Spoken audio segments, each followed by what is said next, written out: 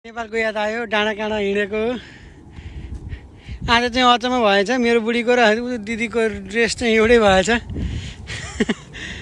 सन्तोषी कहाँ पर्दैछ? हेलो सन्तोषी बहिनी यहाँ छिन्। हजुर ए हो नि, हेर्नु डाँडाकाँडा।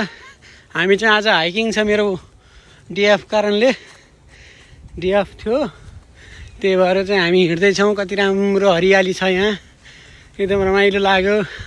हिँड्दाखेरि नि कति रमाइलो छ। मेरो बुढी चाहिँ राम्ररी चटक्क पऱ्यो कि जुनबाट नि खसेर पृथ्वीमा अवतरण भयो कि। कति राम्री छ सुन्दरी मेरो बुढी।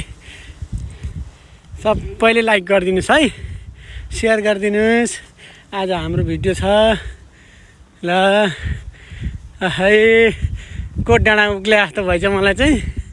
हाम्रो गाउँ हाम्रो घरनिर चाहिँ कोट डाँडा छ, रिसा डाँडा छ, त्यस्तै गरेर हामी चाहिँ उक्लिँदैछौँ। काफलको बनु त्यहाँ काफल खानु जानु लाखा हामी आज।